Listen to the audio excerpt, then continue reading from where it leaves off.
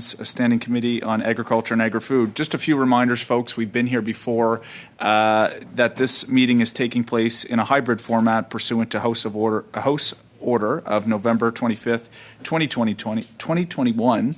The proceedings will be made available via the House of Commons website, so you are aware the webcast will always show the person speaking rather than the entirety of the committee. Screenshots are not permitted.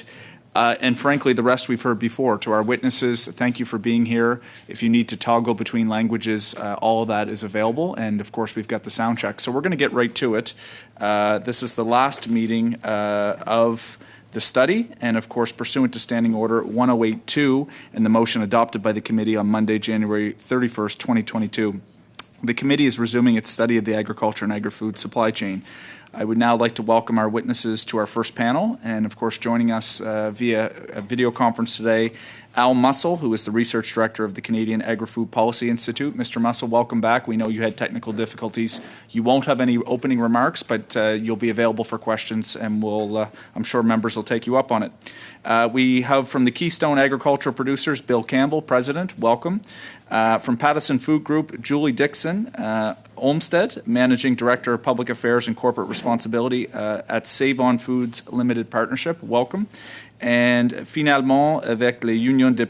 And finally, the Union des Producteurs Agricoles, Martin Caro, General President, and David Touga, Coordinator, Business Economics. 5 minutes for opening remarks, and I'd like to invite Mr. Campbell to make an opening statement of up to 5 minutes. Over to you, Mr. Campbell. Well, thank you very much, and good afternoon, everyone. Mr. Chair, members of the committee, thank you for this invitation to appear before you today to discuss agriculture and agri-food supply chain. My name is Bill Campbell, and I am currently serving as president of Keystone Agricultural Producers. Keystone Agricultural Producers is the voice of farmers in Manitoba. We represent over 4,600 farms across the province, along with 20 commodity groups, organizations. We advocate on behalf of all farmers to all levels of government. Over the past couple of years, Canadians have come to see how agriculture and agri-food supply chains can no longer be taken for granted.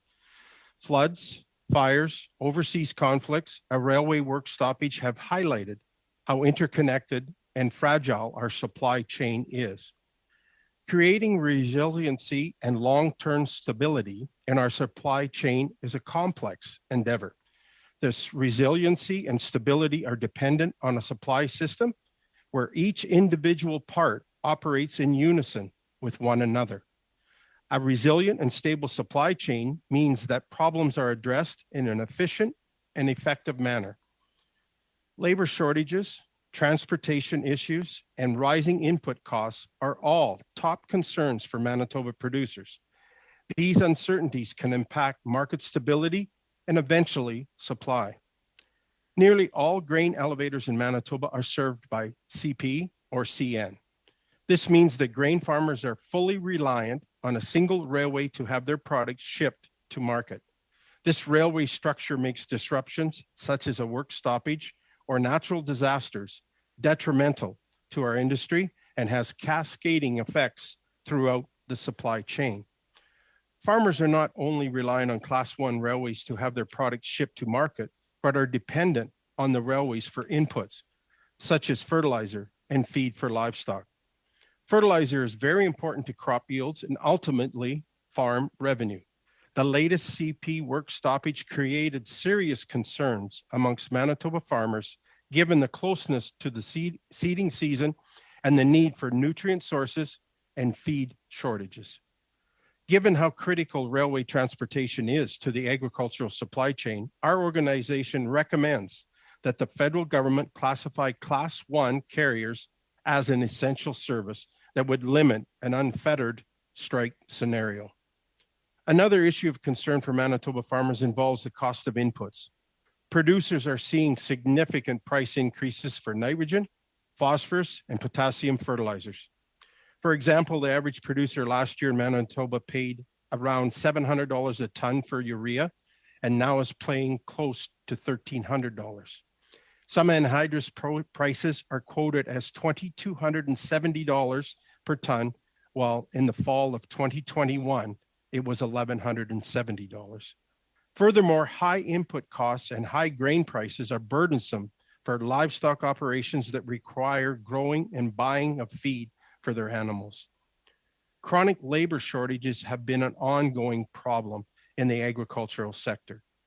Currently, there exist challenges in hiring skilled workers, difficulty in employee retention, geographical recruitment barriers, and an aging workforce. A few pork producers in the province have commented that 50% of their barn positions remain unfilled. Agriculture is perhaps one of the most critical and essential industries in Canada. Consumers often take for granted the food quality, safety, and availability found in grocery stores. A large part of the population is unaware of all the steps that are required to bring livestock, wheat, or other commodities from a field to the grocery shelves. Widespread drought and severe supply chain issues can have major impacts on availability of food in stores. Water and food are essential basic human needs. If these needs are not met for most of the population, then the outcomes are dire. Nearly all Canadians lack the skills, knowledge, or access to land needed to obtain an independent supply of food or water outside of grocery stores.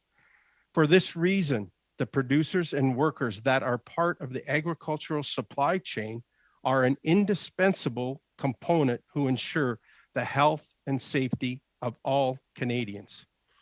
There is perhaps no better time than now to act in addressing the current issues in our supply chain.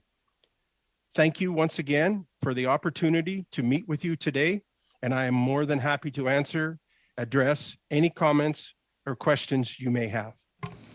Thank you, Mr. Campbell. Right on time, which is lovely. Ms. Dixon Olmsted, over to you for 5 minutes. Thank you. Good afternoon, Mr. Chair and committee members. My name is Julie Dixon Olmsted. I am speaking to you from the traditional unceded territory of the Katzie, Semiahmoo, Kwantlen, and Coast Salish peoples in British Columbia.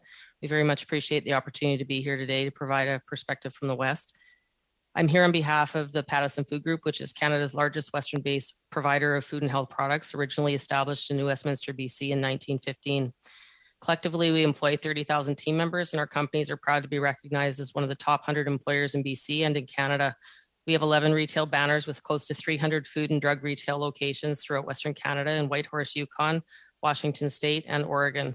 Our largest and signature company is Save On Foods.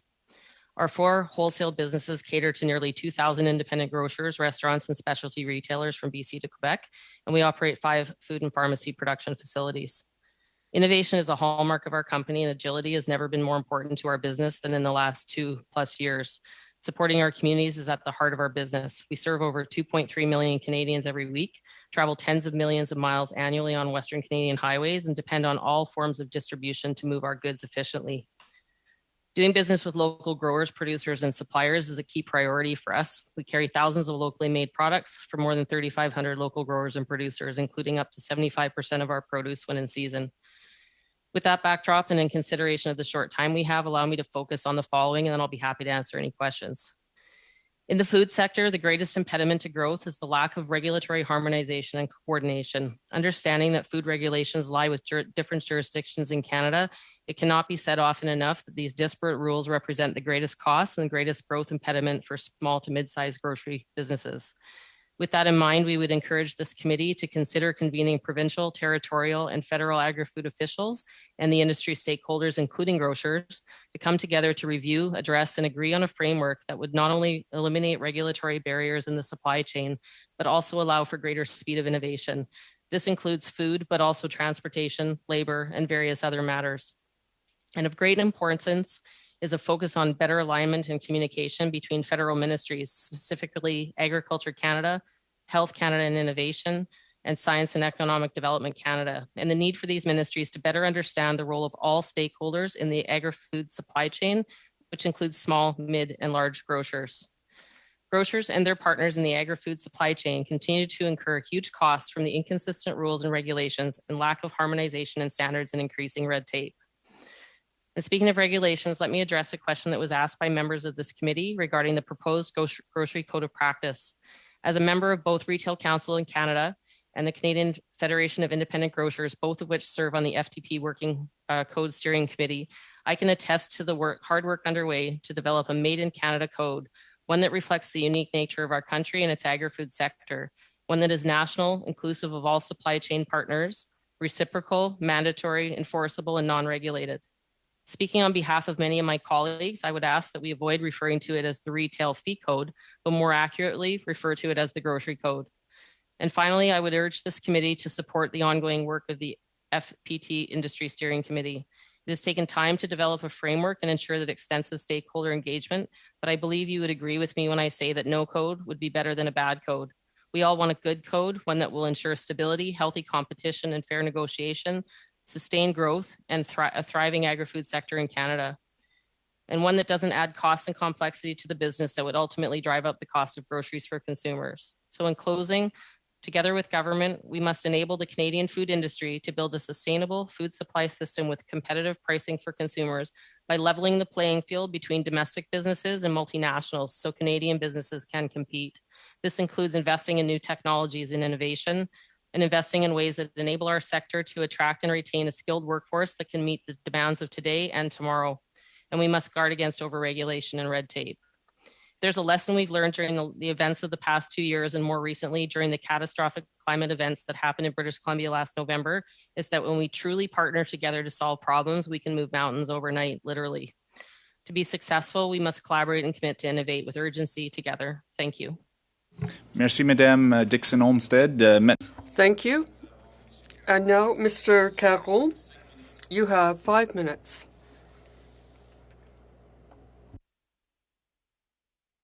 Mr. Caron, I think that your microphone is muted. Is that all right? Yes, it's fine. Thank you. Thank you, Mr. Chair, and thank you to the committee.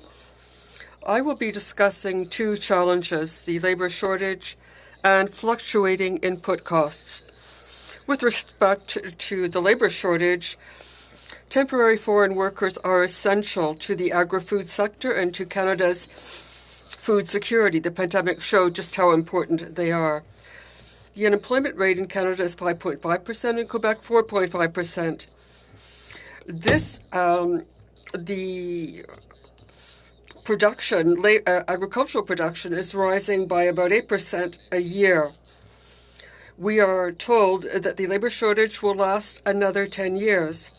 So you can understand why the number of foreign workers, the need for foreign workers, is increasing by 10% a year.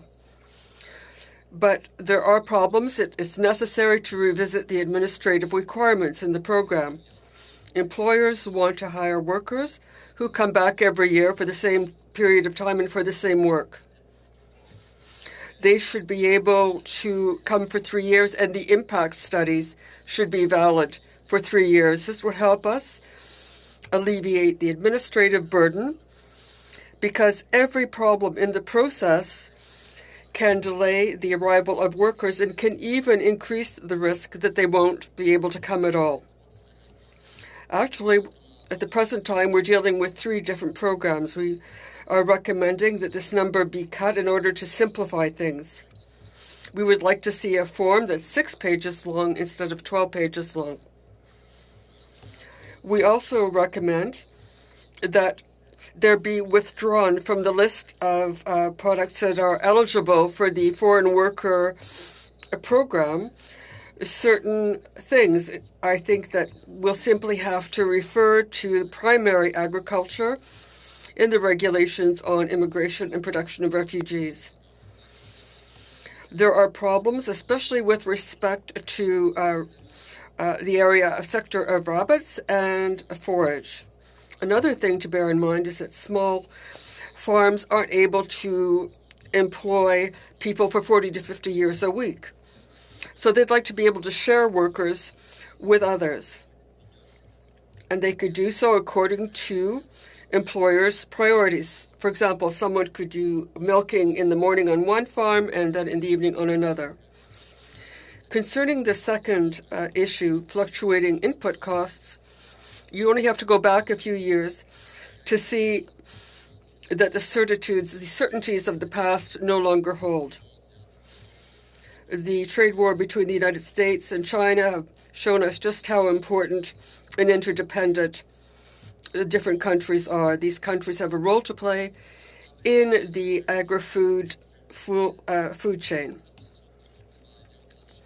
All the links in the supply chain are important. The consequences of the new reality can be stated in one word: volatility.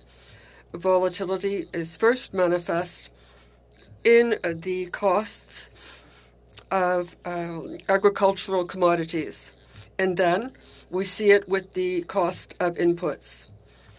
The price of fertilizer has doubled, and fuel, including diesel, has increased by 25%. Now, they also have to deal with inflation. Also, there is servicing the interest charges. All this accounts for 25% of agricultural businesses' expenditures. And in all, this is 35% of their expenses, which will change again with the adjustment announced by the Bank of Canada. We think the Agri-Stability Program has to be enhanced. It was designed to manage just this kind of situation. It kicks in when there are fluctuations in profits. In the past, these fluctuations were generally caused by volatile prices, but the volatility of input prices over the past years might generate lower profits, which would necessitate the program's intervention. We feel that there are businesses that are not being properly helped by this program. We're seeing losses in profit by 30%. Mr. Caron, I'm sorry, your 5 minutes are up. And I know that all members of the committee have questions for you. So first of all, Mr. Epp for 5 minutes. Thank you to the witnesses for your excellent testimony. I'd like to begin with Ms. Dixon Olmsted. You referenced in your testimony, the creation of a grocer code of conduct, a fair and equitable process down the line. On March the 8th, a large retailer sent the following letter to a food processor in my riding. I'm just going to read the one relevant paragraph, and it reads as follows.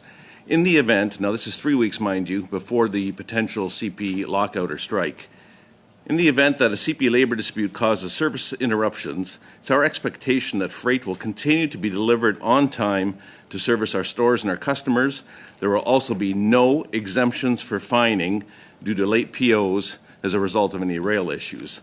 This letter was written from a retailer, I'm told, that has an extensive history of use of fining with their suppliers.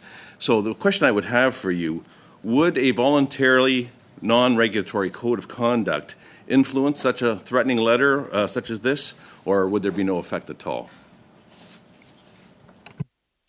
It's a great question. I'm familiar with the retailer who wrote that letter. I'll speak first to the intent of that letter, and then I'll answer as it relates to the code. I think the code, the letter you refer to was intended to be a way of allowing for a dialogue to occur between the retailer and the supplier community so that everyone was aware of the need to appropriately plan and, more importantly, appropriately communicate should there be disruptions to the supply chain that needed to be managed otherwise. So the that would be my comment about the substance of that letter. I wouldn't particularly have thought of it as threatening, but rather as a way to open door to a dialogue and prevent some of the issues that have occurred, in particular in the West, where routinely we have no shows in our deliveries. Routinely, there is lack of communication and issues around constraints on our docks when we're expecting shipments that just simply don't show up for one reason or another. Thank you. I need to cede the rest of my time. I know that the processor in question took it as a threat with the statement of no exemption on fines. I'd like to cede, Mr. Chair, the rest of my time to the member from Provencher. Thanks.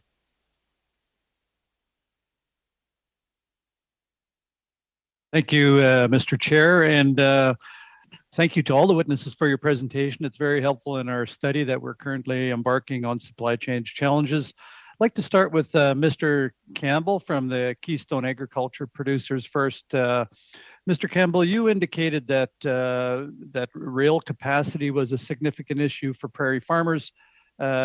Can you tell me, and can you tell the committee more clearly what inventory levels are like at grain elevators across the prairies? Well, thank you very much for the question. When we see rail line transportation and how dependent that we are with regards to moving our products to market, in 2019, 2021, we exported 47 million tons of grain. It's anticipated that it may reach 63 million tons by 2030. So if we were to achieve those goals, we need to be able to ensure a very time-effective transportation system. Currently, under the grain plan, the elevator or the train railway transportation system compiles a forecast of moving forward on grain transportation. We see currently that that is not being followed, and we are currently sitting at high levels of grain inventories on Manitoba terminals. So it's a concern that if we had a traditional average crop, that we would have significant impact on moving our products to market. Okay, thank you very much. And you also talked about the increasing price of crop inputs. I met with the the Young Canadian Cattle Association this last week, and they told me the feed challenges that are also a problem, and not only in accessing and acquiring feed for their cattle, but also in the price. It's almost not affordable to feed cattle. Could you comment on that a little bit and how supply chain issues are affecting the price?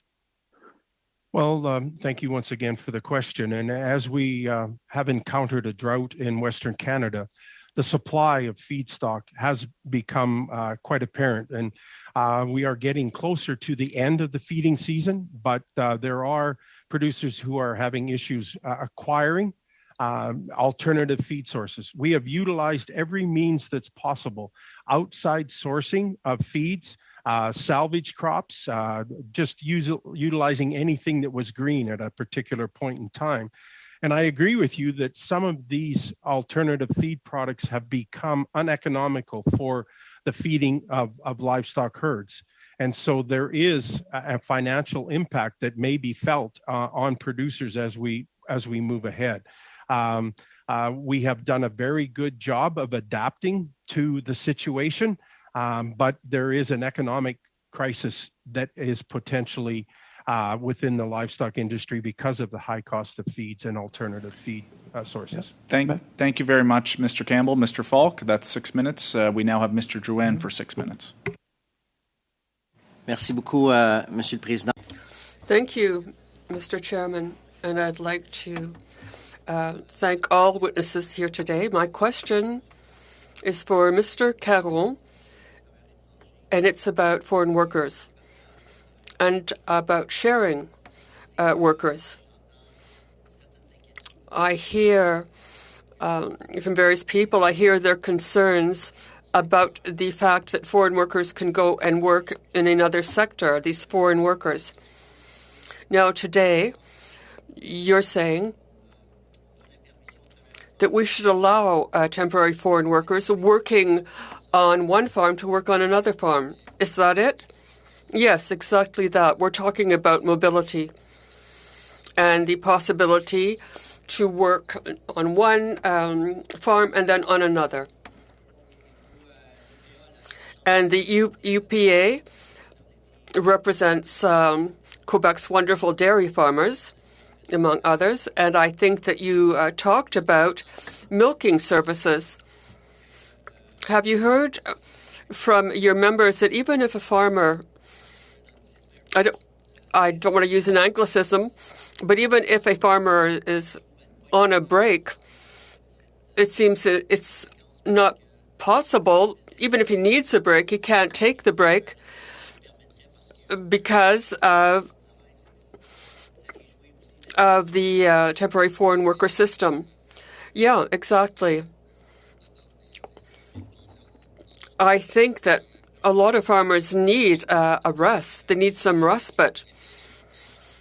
And also this has to do with peripheral regions, rural regions where businesses are smaller and don't have the capacity to hire people full-time.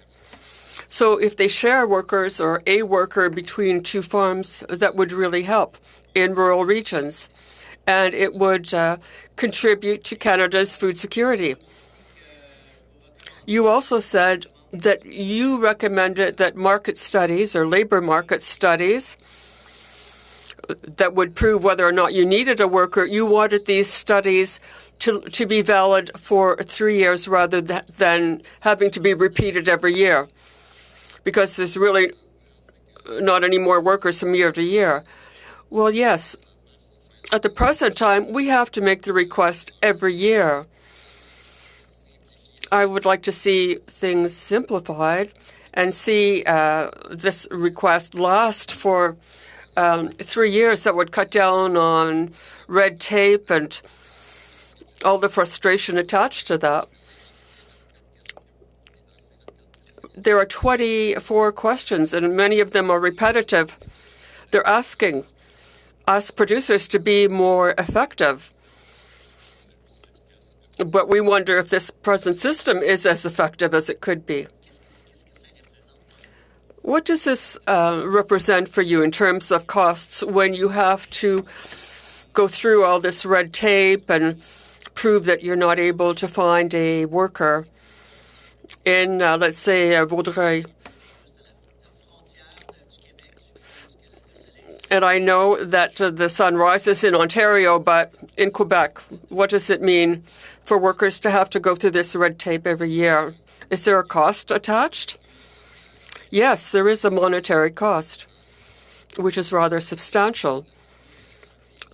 The first concrete thing for producers is that they say, okay, I'm going to buy seeds, but I have no guarantee that I'll have workers in time to do the seeding. So there's real insecurity there. Now, many times I have been asking for 15 temporary workers, and I get 6, but for the others, I'm not sure that I'm going to get them. So all of these crops like onions, asparagus, they have to be done in time. I think that if these forms could be more effective and if these studies could last for at least 3 years, that would be much better. Thank you. To Ms. Dixon, with regards to your opinion on the Grocery Code of Conduct and how that relates to supply chain issues, is there a link that's directly that's related to the issues that your members are having with, or the companies that you represent, with regards to access to or problems with supply chain issues within your industry? And you've also, sorry, and just before I give you over the words, you've proposed a non-regulated approach. That's correct? So a voluntary code of conduct? Yeah. Yeah, mandatory. Sorry, I'm getting a lot of echo there. We proposed a mandatory code that is non-regulated. That's correct. To answer your question as to how we think the code would satisfy issues as it relates to supply chain constraints, I think a code that's built on transparency, on a collaboration, on reciprocity, where there's good, solid understanding of the way that we go to business is never a bad thing. It's always a good thing. But it needs to be something that industry works on together and collectively solves together, so that we don't inadvertently end up with language that gets in the way of innovation, the speed at which we have to move, or the ability to collaborate and adjust as we've needed to over the last 2 years in particular. Thank you, Ms. Dixon-Olmsted. Thank you, Mr. Dram. Maintenant, nous avons Monsieur Parent. Now, Mr. Perron for 6 minutes. Yes, thank you, Chairman. And I'd like to thank everyone for having come today. Now, earlier you were talking about foreign workers' mobility. Now, what you're asking for is for flexibility for small businesses, more flexibility in hiring workers. There's also a problem with poaching, because sometimes people are lured to other sectors. So what is the difference between the two forms, the two requests? Well, there is a labor shortage over the entire sector, and there are problems that are outside the foreign worker area. There are things having to do with processing and others. Well, when these workers come here, they have a contract with the employers, but sometimes they're poached and they decide to leave the business. So then producers have to begin all over again. And producers have no process to say there's no recourse if a worker leaves. But we're talking about this sort of thing, but if there's negligence on the part of the producer, then workers have to be able to leave their jobs. Well, what needs to be changed in the regulations in order to end this phenomenon while allowing you the flexibility you need to share workers sometimes? Well, I think they have to recognize the work contracts when employees come and work seasonally or come to work in the agricultural sector. They should remain in the agricultural sector. And I think there should be a process available to producers to have recourse so that they don't have to go back to the starting point, start all over again. Thank you very much. When you propose these things, I find you very reasonable. When you talk about having a 3-year, an impact study valid for 3 years rather than 1, I think you're very pragmatic. And you're proposing very simple things. When you talk about a 6-page form rather than a 12-page form, that makes sense to me. The form, could you get us a copy of the present form so we can attach it to our report? Yes, of course. We can get it to your committee. And we can get answers to some of the very important questions. If our recommendation were adopted, that would eliminate 24 questions. We producers, we have to be effective in responding to climate change and other things. So I think that we really would do better with a simpler form. If you have other great recommendations like that, I'd certainly like to hear about them. Now, as to your third point, a list of agricultural products. Could you develop that point, please? Well, it's a problem.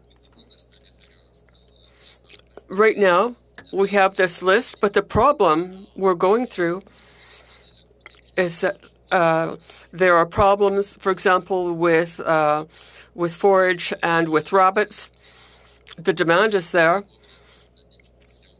but what we're dealing with is the definitions. Very simple. Here again, I think that would make everyone's life easier. Yeah, and I think everyone would agree with it. Okay, great. And now, quickly, I'd like to go over the point you made about agri-stability. We know that there have been blockades in certain provinces, and I know that Quebec is asking for the federal government to go ahead with agri-stability and enhancing it. Well, right now it's 30%. We would like to have the percentage there was in 2013, 85%, because there's a great volatility at present, and there are expenses linked to inflation. It's a good program, but it's going to have to be enhanced, and it will have to move to 85%. I can give you an example. A producer who might have $65,000 in revenue or $167,000, but if she has $58,000 in expenses, well, overall that leads to $80,000 more in expenses in its present form. So producers would see a real drop in profit. But if this program were enhanced, it would be a lot better for producers. I'm sorry, Mr. Caron. Thank you very much. And now Mr. McGregor for 6 minutes. Thank you very much, Mr. Chair. I'll direct my questions to Monsieur Caron and Mr. Campbell. And I just want to talk about your experiences, the experience of your members with our transportation networks.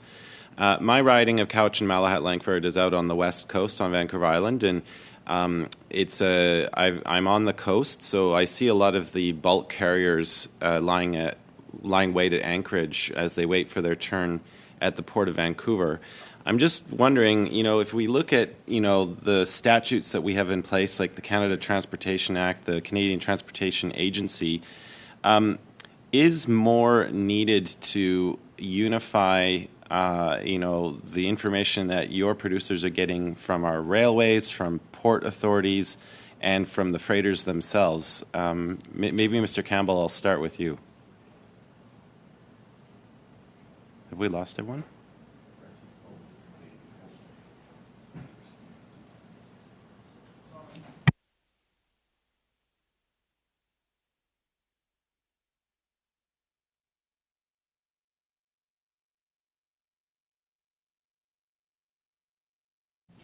To our witnesses, if you can hear us, it looks like we've had a little bit of a technical difficulty, so just bear with us as we get things up and running.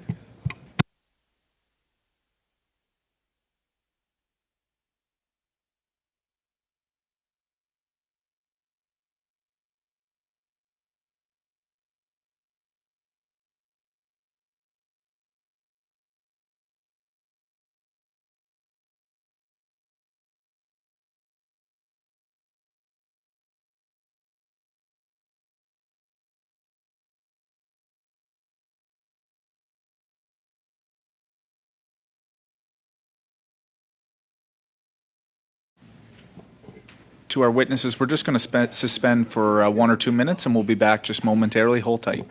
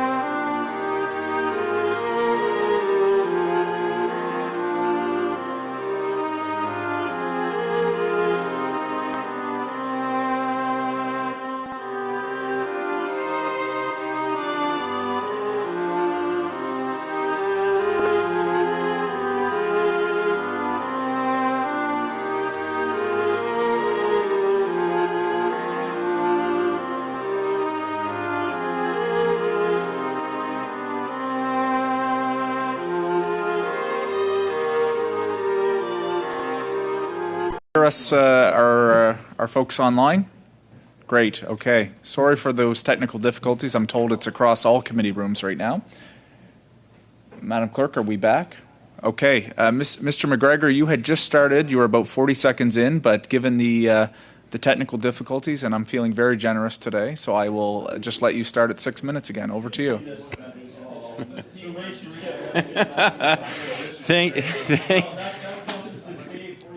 Thank you, Mr. Chair. Okay, so my question is going to be directed to Mr. Campbell and Mr. Caron, and the preamble I was leading with was I wanted to get the point of view from your organizations and from your members on our transportation sector as a whole, because of course our railways, our port authorities all fall under federal jurisdiction.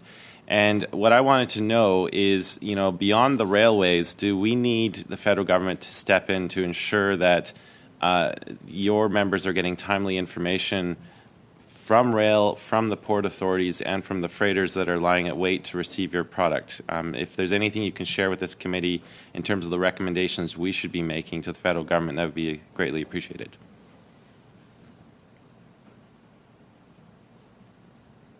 Do you wish for me to go first? Yeah, first? Mr. Campbell, if you can start first, please.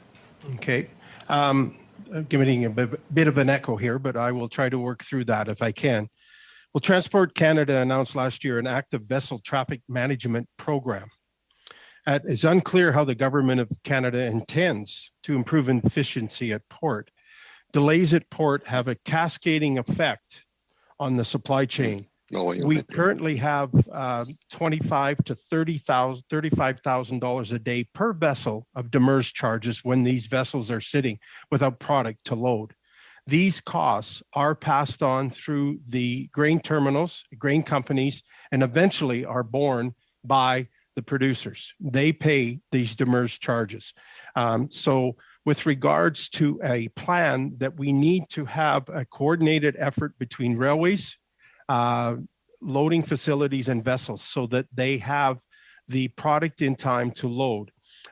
We should utilize financial penalties to Class 1 carriers if they are unable to fulfill their grain plan commitments. And we need to ensure that these vessels are loaded in a timely fashion as sales are made with commitments to other countries. Thank you. And Monsieur Caron, if you can also provide some feedback on that as well.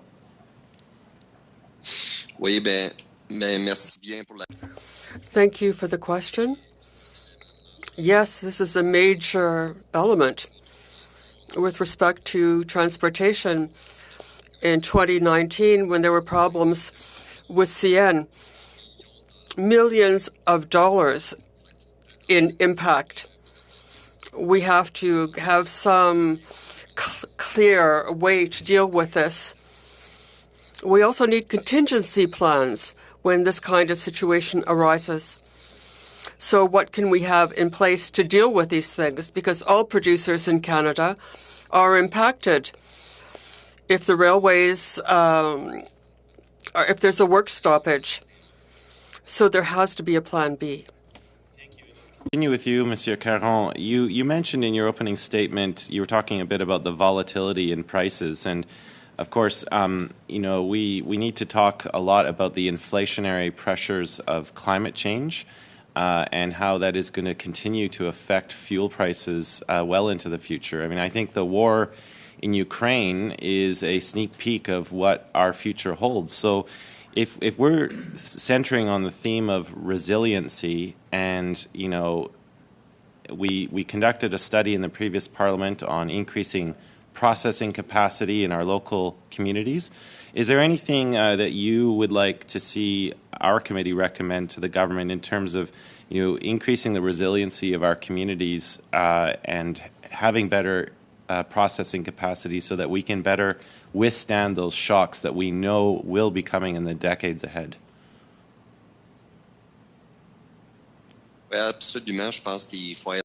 Yes, absolutely. We need to have things in place. We already have programs which might be of minimal help. Mr. Campbell mentioned it. I would add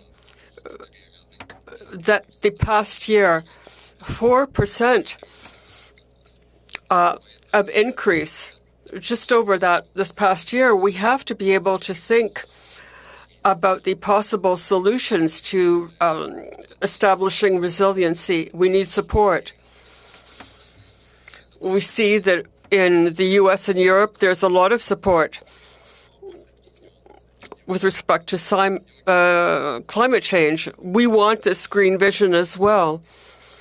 But we want to be competitive. We have to remain competitive because we're playing in the same playground as the United States and Europe. 45 seconds I have left. Are there any thoughts you'd like to add on that same line of questioning?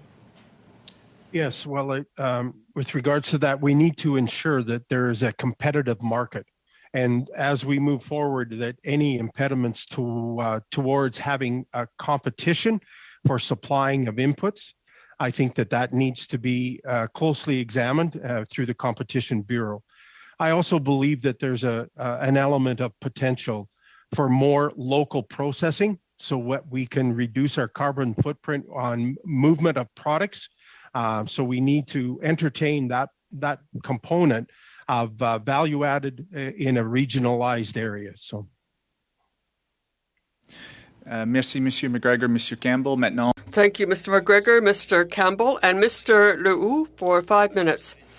Thank you, Chair. And I'd like to thank our witnesses. My question is for Mr. Caron. I'd like you to tell me if it would be possible to table this form that you have cut by 6 pages, from 12 to 6 pages, so that we could append it to our recommendations. That would be a way of cutting red tape. And in the same vein, we heard from a witness Monday who talked about making it easier for foreign workers to come and work here. And also the recommendation of having these impact studies valid for 3 years rather than 1. Could you get these recommendations to us? Yes, I can, Mr. Lehoux. I'd like to say that the form, yes, it would be a great pleasure to get it to you. Just let us know where. I think we'd already had it sent to the Standing Committee on Immigration, but we can get it to you. Yes, and along the same lines. Also, the idea of allowing workers to work on one farm and then another, I think it would be a good idea if you added some comments to this, because I've heard this on the ground in my writing. But we hear about businesses being raided for workers. Yes, exactly. We really have to remedy that situation. It had been discussed in the fall, but we'd like to be able to obtain more help, because this really has a big impact. It's really alarming that this is happening. Well, this may have been the bit of what I had to say earlier. The recognition, as the minister said on another occasion, to have this extension from 1 year to 3 of the impact studies. Is that one of your recommendations? Yes. And I'd like to underscore the fact that these foreign workers become members of the family. We even have producers who visit these people in their home countries. So a real community is formed. And this is how we want things to work out over a 3-year period. I think it's also better for the worker. Thank you, Mr. Caron. And going back to capacity, we had recommendations for the minister, and we had very positive responses with respect to foreign workers. because in the Appalaches there's a 4% unemployment rate, and in the Beauce it's about 3%, and we need these workers. Now, the other challenge you raised, and that is the volatility of input costs. You said it's up to like 80% of costs. And in our study on improving our risk management, there was a concrete recommendation that said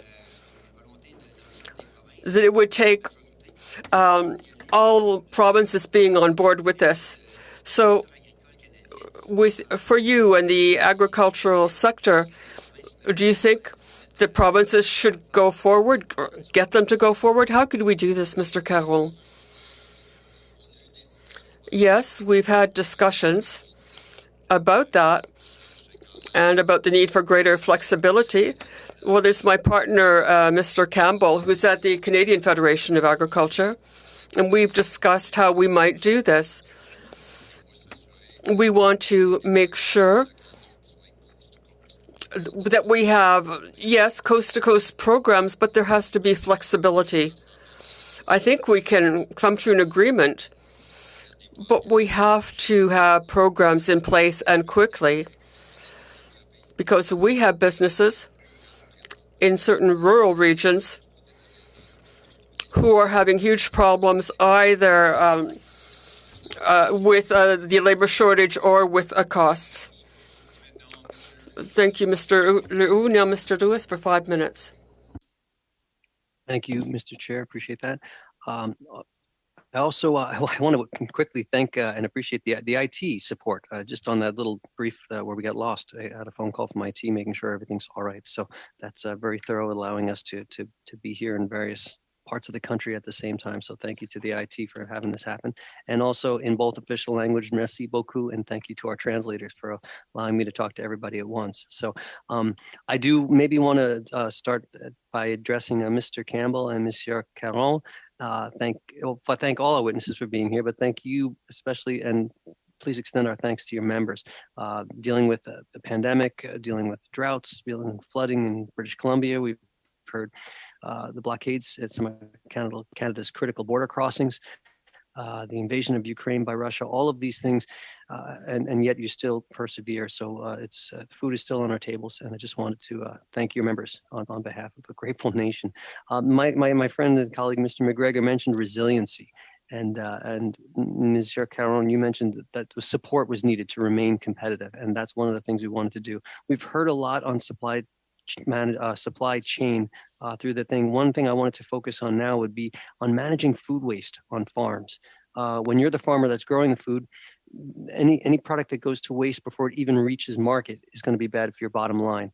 And I'm confident that farmers are doing everything they can to ensure as little of food grown is wasted, which is essential for our supply chains, but reducing food waste and getting more of the produce to market, it would be one of the best ways to improve profit margins. And we, study after study, know how small profit margins can be for farmers. So what I'm looking to learn are there ways that farmers can manage food waste on farms, but more importantly, ways that we can support those measures because of those thin margins that you're working with as far as planting crops or harvesting. I guess, Mr. Campbell, sure. Yeah, very good question. And it hits home as we work on the landscape, because I am a primary producer and I am certainly aware of waste, and I am quite conscious of that part. So any of our products that are not utilized in the food system are then utilized in the supplementation to livestock. And we have that alternative with that, be it heated grain, out of storage grain, and some of those components. So we need to ensure that we have a diversified portfolio that is economically viable so that we can utilize all these products. We see the utilization of dried distillers grain, the ethanol process. We also see some of the other products, the protein strategy that is in Manitoba. We utilize some of the pea milk, they call it, to utilize as a protein. So one of the things that I think that is very important to ensure that there is not food waste is the removal of the carbon tax on grain drying and livestock heating of barns. If we can get our commodities in safe storage position, we will not have that potential of food wastage and degradation and decline in value of product. We are very proud of what we do of growing the best product that we can, but if we don't have the tools to be able to ensure that safe storage and delivery, because I think you need to realize that our products are delivered 12 months of the year and to export position, and there is that storage component of it. And in Canada, we do not always have the most favorable harvest conditions. So yes, we do the very best we can because we need to secure the most revenue that we can in our farms. Thank you. Monsieur Caron, may I ask you the same question? If there are things that you can do to reduce that food waste and programs we can use to help you? Yes. I might add something to Mr. Campbell's comments. I think with respect to processing is something that has to be invested in and has to be supported. What we have seen is that the public in Canada wants Canadian products. And I think we have to have a process that might be something that would deal with local production. I think there is also a high demand for organic production. I think that these businesses have to be supported. For example, the organic sector. We're talking about local markets, but we're also talking about sustainable development. Thank you, Mr. Lewis and Mr. Caron. Thank you. For your time here. That ends the first panel, and we are going to move quickly to our second panel. So please, members, do not go far. But to all the witnesses, thank you for your work. Thank you for your leadership in agriculture and in contributing to our study. Have a great day. Thank you very much, and thank you for the opportunity.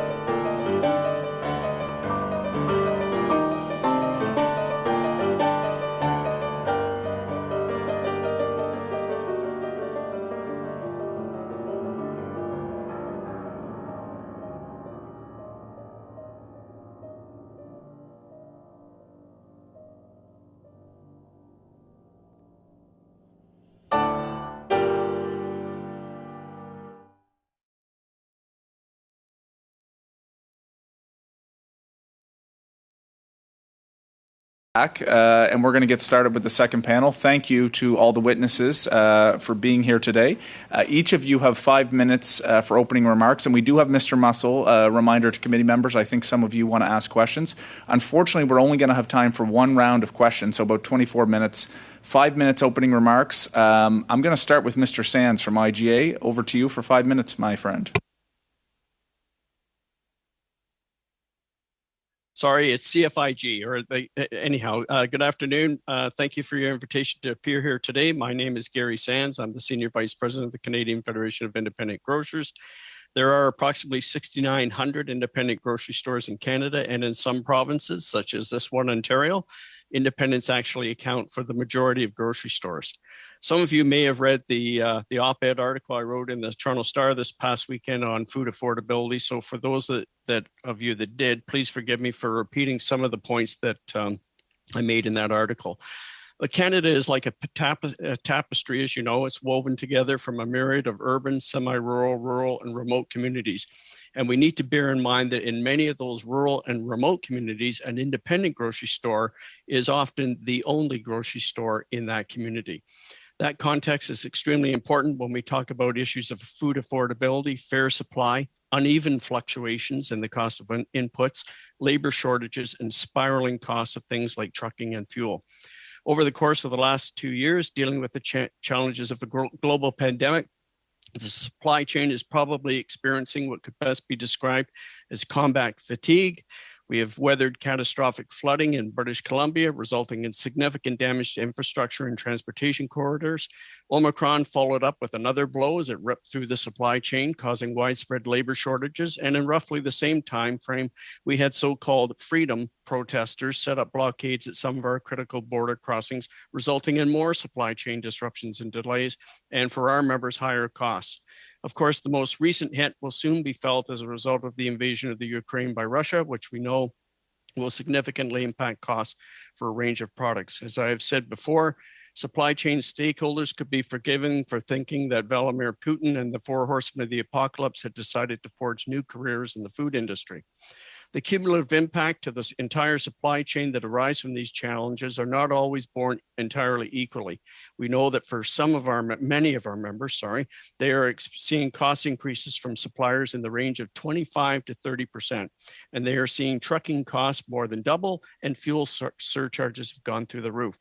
Again, back to my earlier comment about independence being the only grocery store in many communities, we have to remember that food security for those areas is very much predicated on the ability of those grocers to access fair supply at affordable prices.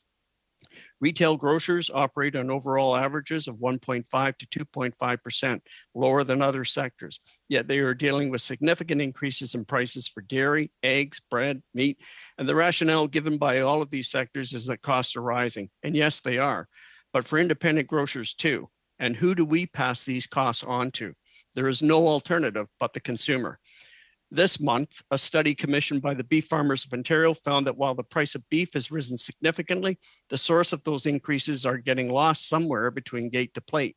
According to the study, while farmer share of profits fell from 41% in 2016 to 39% in 2021, grocers, and I'm quoting here, grocers and butcher shops fared worst of all, earning an 8% share of the profit margin in 2016 to just over 2% in 2021, end quote. As the last link of the supply chain and the one that interfaces and is sometimes on the firing line with the customer, the resistance to increasing prices by grocery stores is commendable, but for small and medium-sized independent grocers, it's simply not sustainable. Based on the shared experiences of the last 2 years, governments and industry, I believe, recognize that they need to work collaboratively together to develop long-term solutions to systemic issues and vulnerabilities that have become very apparent in our supply chain. One of the last areas, and I heard on the last panel, I want to address is that of a grocery code of conduct. I want to emphasize it is a grocery code, not a retail code. I am one of the members of the steering committee currently working on that industry-led process, so I'm bound by a confidentiality agreement. I have to be careful what I say. I am only raising this issue because it has been raised with this committee by another organization that is also a member of the steering committee, and I would like to expand on their comments. CFIG has been advocating for a code of conduct longer than any other association in Canada. We have done so because the Competition Bureau has never been a realistic nor helpful instrument for our members in dealing with unfair competition, in our view, excessive consolidation. We support the concerns suppliers have with respect to fines and penalties imposed on them by chain retailers. That highly concentrated market has resulted in distorted and sometimes unfair market practices. But there is also a power imbalance between the independent grocers in your ridings and the large suppliers. Price increases are often imposed on our members, not negotiated, and often not even explained. We have fought hard, and we shouldn't have had to fight hard in the last 2 years to secure fair supply for some essential products. Not equal supply, but fair supply. A grocery code of conduct is not just about protecting or helping large multinational suppliers. It needs to ensure that Canada's small and medium-sized suppliers, processors, and small and medium-sized retailers have an instrument that can provide more transparency and fairness in the industry. We also support a mandatory code that is enforceable, but we do not support a legislated code which would have to be enacted in every single province. Thank you, As Mr. Sands. Okay. I apologize. We're at 5 minutes and we got to keep it tight here, but thank you. We're going to go to the National Cattle Feeders Association. I don't know if it's Mr. Beckering or Ms. Tranberg, but over to you guys. 5 minutes. Yes, thank you. Thank you. I will start. Good afternoon. I am James Beckering, Chair of the National Cattle Feeders Association and a feedlot owner in Tabor, Alberta. I'm joined by Janice Tranberg, President and CEO of the National Cattle Feeders. NCFA was established in 2007 as a unified voice for Canadian cattle feeders. We are a business and solutions-oriented organization focused on sustainable growth and profitability, improved competitiveness, and industry leadership and partnership. Agricultural supply chains are under tremendous pressure, and we are negatively impacting national food security. In the beef industry, much of the current stress stems from two challenges: securing critical farm inputs, especially feed, and keeping cattle and beef products moving smoothly through the supply chain. Last year's drought was unprecedented, causing significant shortages of livestock feed and resulting in a surge of feed imports from the US. Increased feed demand, along with fires and floods in BC, has exposed weaknesses in our transportation systems, such as inadequate unloading infrastructure and a lack of storage facilities. Transportation bottlenecks are magnified by a severe trucker shortage expected to triple by 2023. In addition, recent protests at the Canada-US border, stopping traffic, and labor stoppages at CP Rail have added further stress on the supply chain. The recent CP Rail labor disruption caused severe angst on my farm and many others. In Alberta, we only have a 1 to 2 week supply of feed grain available, and cattle cannot easily switch their diet in a healthy way, even if other feed grains were available. It was difficult to watch my family farm go through this, wondering how we will feed our animals, especially when CP Rail and the union had the option to enter into binding arbitration and allow rail movement to continue. While we recognize the right of Canadians to strike, when animal welfare is on the line, the Government of Canada must declare rail an essential service. This year magnified how critical our supply chain is for agriculture. Last fall, we started to see the impact the drought was going to have on cattle feeders. The entire value chain was not able to fully comprehend the amount of corn and dried distillers' grains we were going to require and the importance of timely delivery. In 2020, Canada imported around 600 rail cars of feed from the US. In 2021, that rose to over 8,000 rail cars, and we've already surpassed this number in 2022. Train delays depleted our supplies early in 2022, and just when we thought that the things were running smoothly, the border was blocked by protesters. This not only meant that beef and live animals could not exit or enter our country, but also that dried distillers' grains, which are needed as a feed protein source, were limited from entering Canada. DDGs are primarily delivered by truck, therefore the border closure added another devastating blow. And now, after a CP Rail strike, there's no feed buffer left. Without regular shipments, most feedlots would have been out of feed within 1 to 2 weeks, leaving animals compromised. We appreciate the Agriculture Standing Committee looking into supply chain issues. For the cattle sector, this is more than just the CP rail strike. It's about the government of Canada ensuring that essential supply chains are not blocked. The government must declare railways an essential service. There are no alternatives for delivery of essential supplies, as we have just outlined. And it's not only the railways. Border crossings and other critical supply chain routes cannot be blocked.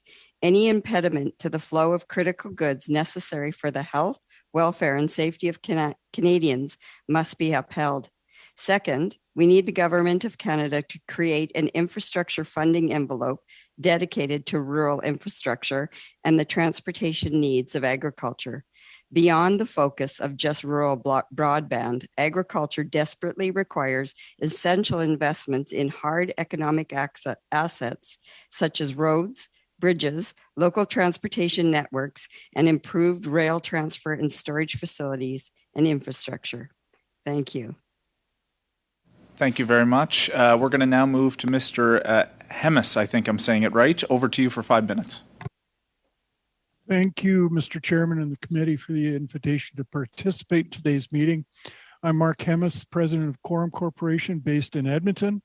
Quorum Corporation has been responsible for monitoring Canada's prairie grain handling and transportation system on behalf of Transport Canada and Agriculture and Agri-Food Canada since June of 2001. The grain monitoring program reports to the government and industry on the efficiency, reliability, structure, and operation of the grain handling and transportation system, as well as any impacts that change and have an impact on producers in the industry. The GMP tracks grain from the farm gate to destination at port, including the performance of port and vessel activities. We collect industry data and develop and maintain over 250 key measures on the GHTS and publish weekly, monthly, quarterly, and annual reports on the grain handling system, in addition to ongoing analysis and discussions with the industry stakeholders. I'm not going to repeat many of the excellent points that have been made by some of the previous presenters, but I do wish to expand on some of the issues that have been raised.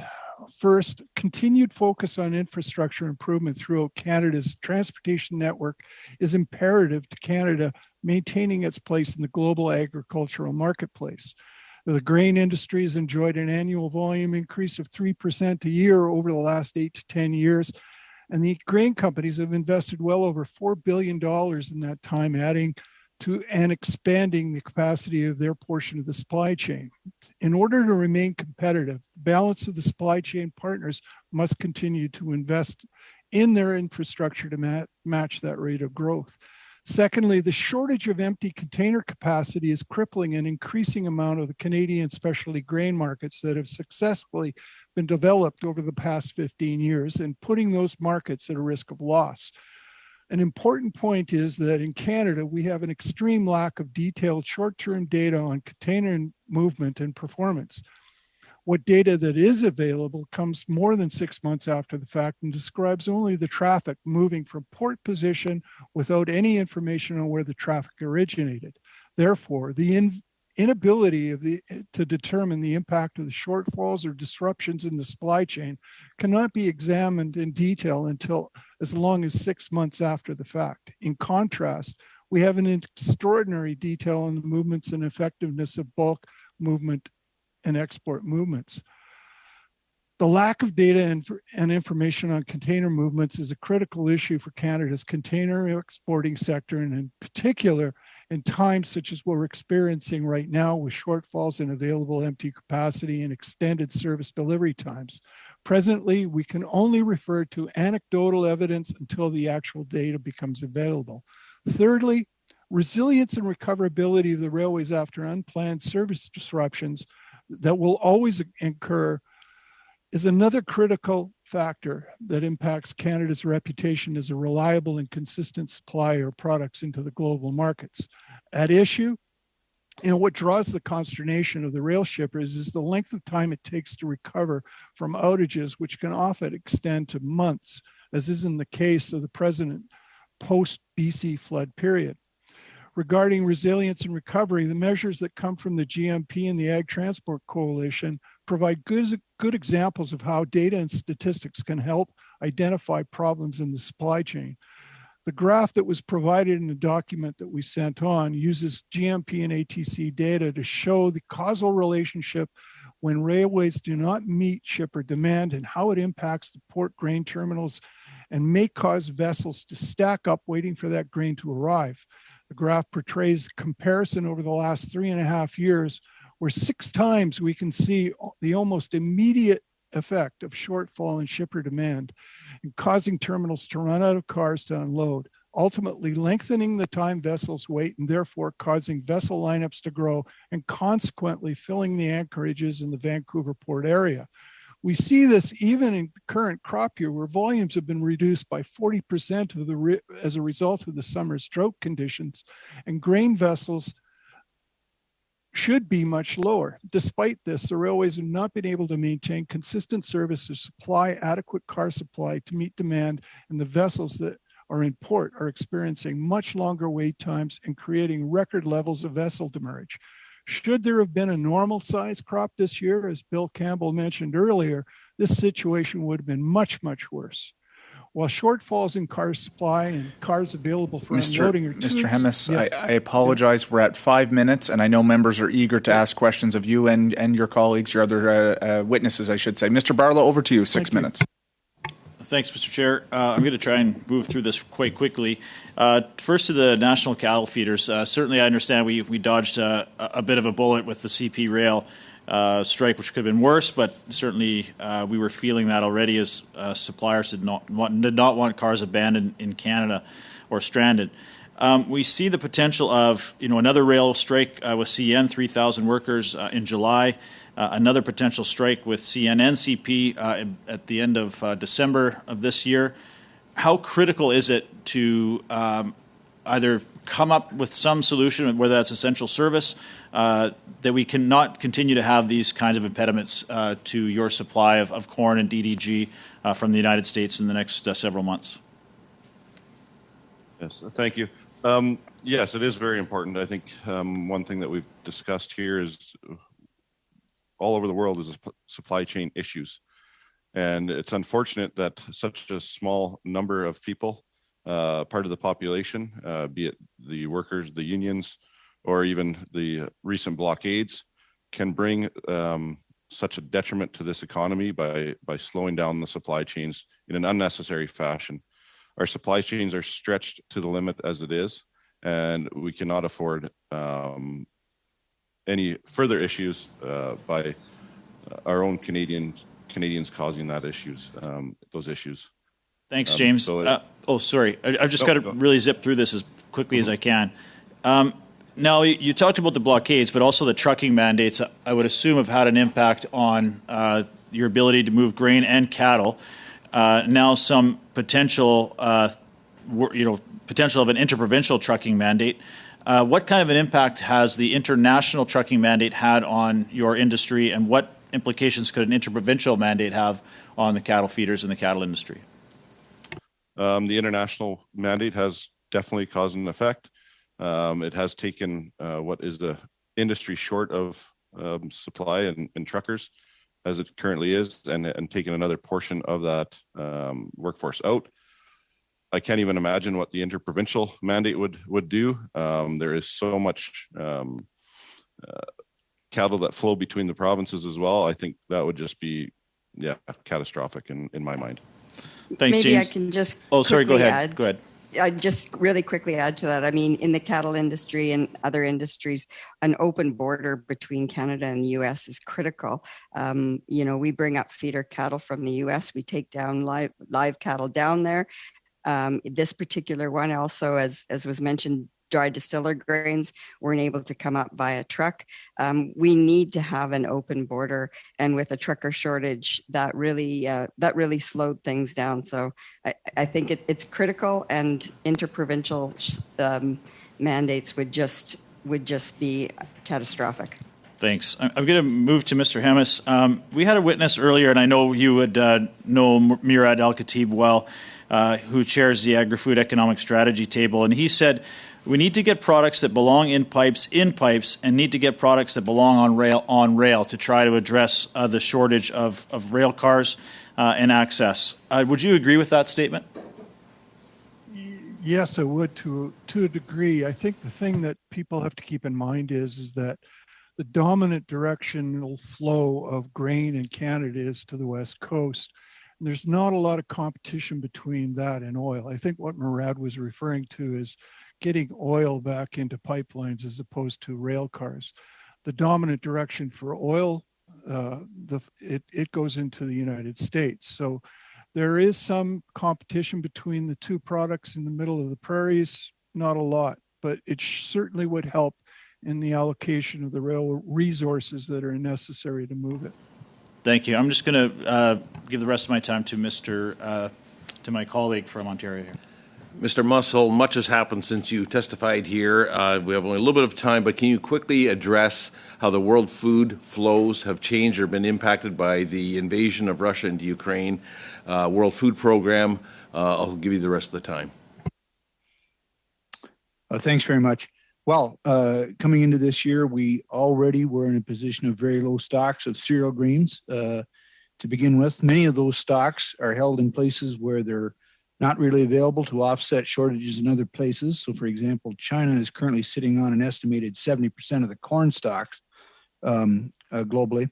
We've got countries that have gotten into national stockholding programs in an attempt to hoard to feed their own populations, and others that have invoked embargoes. Now, the Ukraine, there's a lot written about the Ukraine. It's a very large grain and oilseed exporting country. It's a wheat exporting country, corn and barley. On corn, it's almost it's over half of the exports of the U.S., which is the leading corn exporter. The markets for those products have been heavily regional, so that's North Africa and the Middle East. On wheat, where Ukraine is a major exporter and supplier to those countries, they're countries that are heavily dependent on wheat flour as a source of calories in their diets, and they spend a very high proportion of their incomes on food. So this means, if I can just say that how does that affect Canada? Where does Canada come in as a supplier? Yeah, sure. Well, another aspect of this that impacts on is a lot of our we have input, particularly fertilizer and particularly nitrogen fertilizer, that are of Black Sea origin, Russian urea specifically. The latest data I've seen is in excess of 500,000 tons imported into Eastern Canada. Mr. Mussel, I apologize. I maybe should have cut Mr. Epp off before he set you up for that. We respect, I think many of the community members like to hear your thoughts, but I gave you a few extra seconds. We're going to go to Ms. Valdez for 6 minutes. Over to you. Maybe we can carry that on. Good afternoon, colleagues, Chair, and thank you to all the witnesses who are here today. I'm going to split my time with my colleague from Whitby as well. So my questions are for Mr. Hemis. Thank you for sharing your reporting trends regarding the prairie grain handling and the transportation systems. You mentioned there is an extreme lack of short-term data on container and movement and performance. Can you describe what insight you'd be able to gain from that short-term data? Well, first of all, we would be able to tell where the problems are occurring. Right now, we have a difficult time trying to discern what commodities are moving in the short term. We have to wait about 6 months. Trying to quantify some of the effects of the delays that are occurring right now has to wait till 6 months after the fact. Certainly, if we were able to get greater detail on any of that movement, we would be in a better position to be able to analyze it and identify any of the causal relationships, much the same as what we do with the bulk movement. Thank you. What sorts of decisions or recommendations would Quorum be able to put forward when you have that type of data? If we had that kind of data, we would be able to identify where the problems are occurring and possibly offer solutions to how they could be addressed. Certainly, if we were able to give it to both the stakeholder community and the government policymakers, they would be better informed. Today, I can't say the same because of the lack of data. Thank you. A witness from Keystone Agriculture Producer in the last committee said to achieve future sales or output grain goals, it is important to have a very time-effective transportation system. So what type of recommendations would you really feel is the greatest opportunity to assist in these issues we're having today?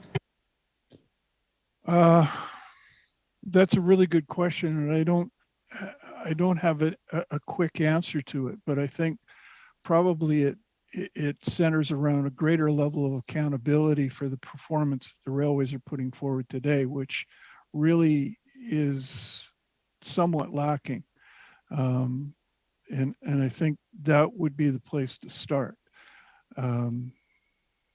It would be a combination of policy and commercial types of penalties and incentives that would need to be in place to make sure that the railways have got the adequate resources and assets in place to offer up the kind of resilience that people need, that the shippers of grain and other products need. And that really isn't there today.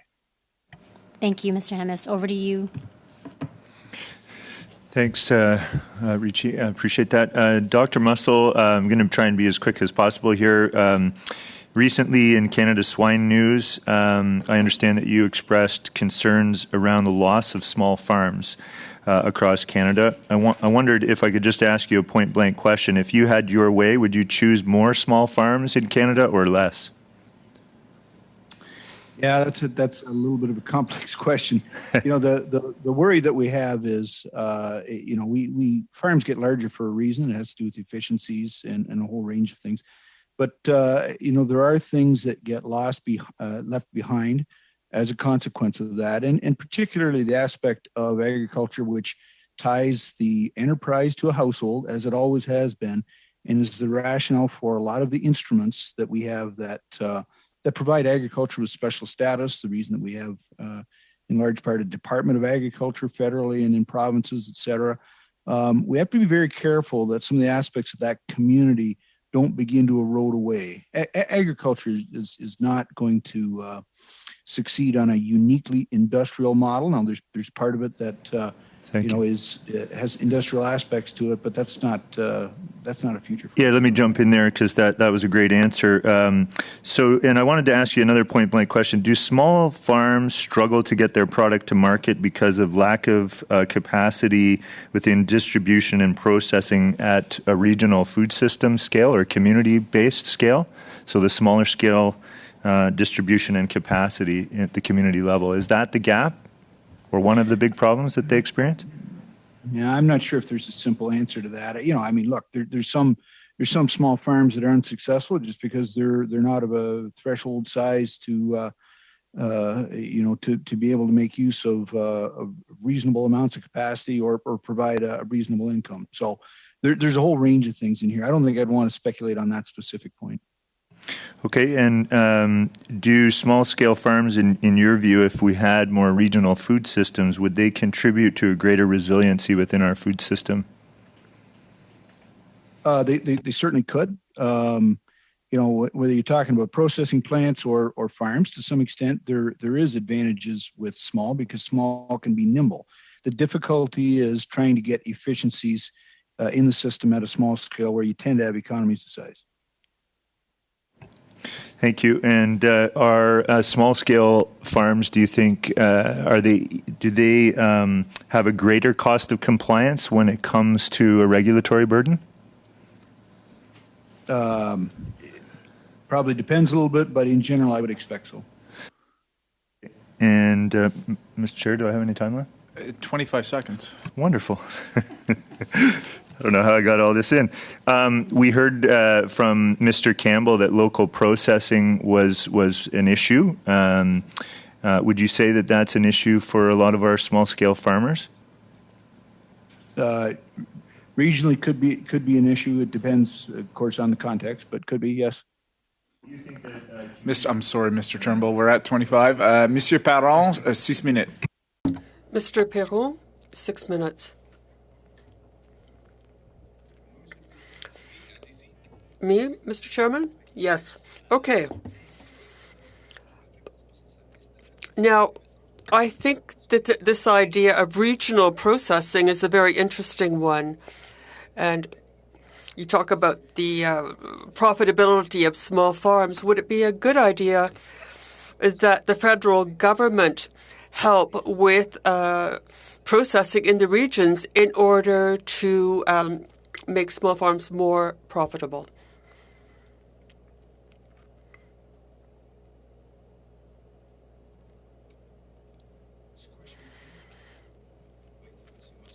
Yes, Mr. Masseau? Context is very important here, but we have to remember back to the lessons that Canada learned following the BSE incident in the early 2000s, in which we funded, publicly funded erection of meat packing plants, beef plants specifically. And in the years following the recovery from the BSE incident, every single one of them, well, one I guess is now back in business, but for a period of time, all, and I believe it was 7 of them, went bankrupt.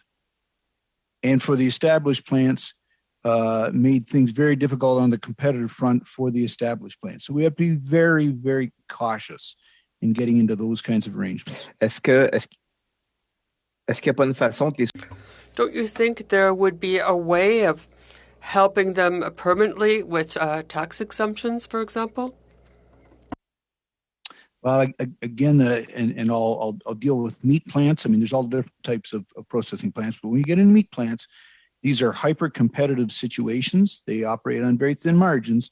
It's very difficult through public policy to advantage some of the plants and not the other plants. Now, what smaller plants can do is they can specialize in particular niches. There are ways that we can look at perhaps setting up plants differently that do a better job of attracting talent and people.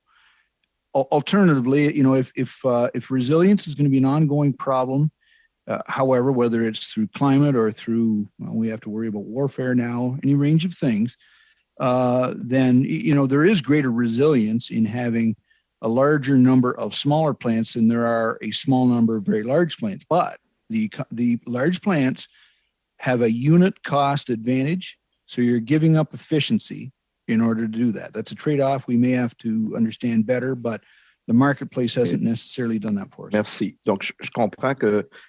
Thank you. Well, I understand that would increase resiliency. Ms. Kleinberg, if we improve regional processing, wouldn't there need to be more fluid communication? For example, to bring processing closer to producers in some areas, would that not help?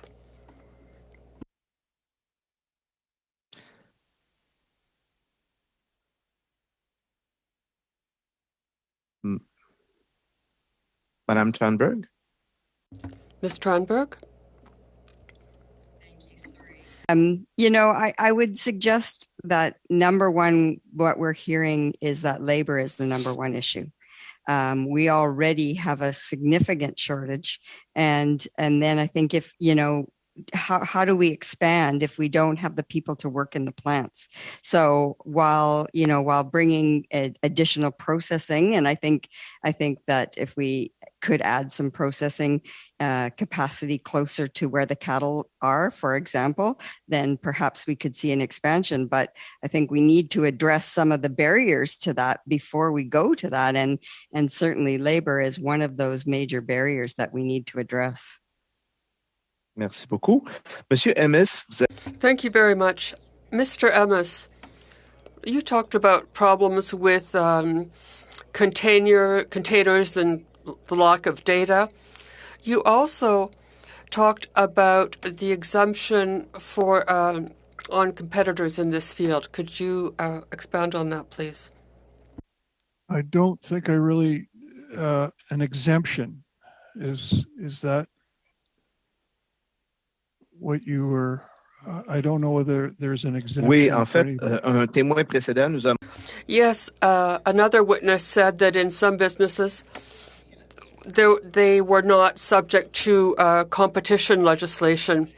And it was suggested to us that we remove that exemption. Would that improve things? Could that be one of our recommendations? Yes, Now I Donc, vous understand nous what recommandez you're d'inclure ça talking dans nos about. choses. Parfait. Monsieur Mussel, Mr. Mussel, if you had one or two very specific recommendations in the time left to us, what would they be? Maybe I'll speak to the current situation that has to do with Ukraine and the worries about a global food crisis. One of the things that we have to realize is that with Russia now having lost its most favored nation status with many countries, access to fertilizer, specifically nitrogen fertilizer, and for other countries, potash. It's not an issue for Canada because Canada's the largest producer of potash. The access to nitrogen is now a strategic matter. Canada is a country that's rich in natural gas.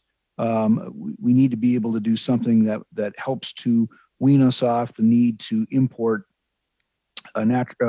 urea and other nitrogen fertilizers from Russia. That's very important. It's very important for Eastern Canada in particular. Canada needs to be part of a multinational effort to serve the customers, particularly in the Middle East and North Africa, that can no longer be served by Ukraine. Désolé, Monsieur Mussel. I'm sorry, Mr. Mussel and Mr. Perron.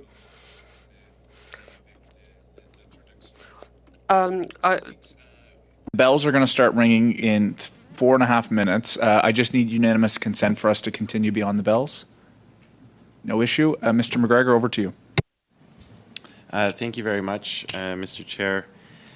Mr. Hemes, maybe I'll start with you. You know, in your position as the president of Quorum Corporation, you have obviously got an incredible view of our grain handling system. My riding is on Vancouver Island, and many of the anchorages for the Port of Vancouver are located in and among the Gulf Islands there.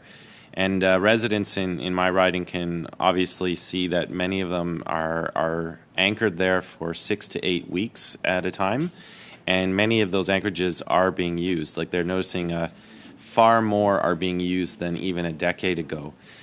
So with respect to the bulk carriers and, trying to find efficiencies in their arrival time, is there anything that you can recommend the Government of Canada do to facilitate more efficiency in terms of port operations and how freighters are arriving and lining them up with the correct cargo, et cetera? That's a tough one to answer. It's a good question, but I don't think that you can schedule the arrival of vessels much better than what they do today. In order to have a bulk freighter come into a port, you have to book that freighter anywhere between 6 to 12 weeks ahead of time. You do all your logistical planning with the idea that you're not going to keep that vessel there any longer than you absolutely have to. But if the product doesn't arrive at the port to be loaded into the vessel, there's very little anyone can do about that. So you're planning 3 and 4 and 5 weeks ahead of time, and when the railways don't provide you with the car capacity to move that product to the port to put it in position to load into a vessel, there's not a lot that the port can do or the terminal operators can do other than to let it wait. I have to emphasize the fact that there is no shipper or anybody who's contracting a vessel that has any desire to have a vessel sit there for as long as 6 or 8 weeks, because they're paying vessel demurrage on that. Right now, for this year alone, we estimate that the vessel demurrage in Vancouver is exceeding about $35 million, which is a huge number. And none of these people want to pay that money, but they're left with no other choice. Bill Campbell pointed out earlier in this session that that is money that ends up coming out of the producer's pocket eventually. So much for that. Mr. Sands, I'd like to turn to you. Your members, of course, have a lot of daily interactions with the trucking industry, and we certainly have seen, especially last year, that there was a significant increase in vacant positions. In your members' conversations with truckers, is there anything that you can relate to the committee about, the kind of working conditions they're operating under? Have they provided any feedback about what their industry needs? Is there some kind of a national training strategy? Like how could the federal government be most effective in trying to encourage more people to get involved in the trucking industry so that sectors like yours are not having to pay the consequences? It's a very good question. I don't feel qualified enough to really comment on that in detail, only to tell you that, yes, we've heard from our members. They have had conversations with truckers. As you can imagine, there's been a lot more conversations due to the increasing costs. The two issues that come up a lot are the cost of the very high cost of insurance and also training programs. That comes up a lot anecdotally in my conversations with our members. With the Class 1 licenses, it's a significant investment for people. Maybe Dr. Mussel, on the same question, anything that you would like to relate with regards to the trucking industry? Yeah, I'm going to say that's a little bit out of my wheelhouse to deal with in detail, but I think you bring up a good point having to do with working conditions. I believe it's the Bureau of Labor Statistics in the U.S. have done studies in which they find in the truckload segment of the trucking industry enormously high turnover rates and poor working conditions, and surely that's an impact, and perhaps it speaks to, I think, a bigger issue having to do with human resources, in which we look in agriculture and food at how we compete for talent rather than how we try to reduce labor cost. I think the latter is an old way of looking at it, and attracting talent is really where we need to be today. Very much. Thank you, Mr. McGregor. Thank you. To all our witnesses, that is all the time we have today, unfortunately, but we really enjoyed your testimony. Thank you for your respective leadership in your commodity groups, and thank you for being here today. Colleagues who are on the line, you have in your email a link to be able to get to the in-camera session of our last 15 minutes. Please go as quickly as possible and join so that we can get helpful feedback to our analysts. Thank you so much, everyone. Thank you.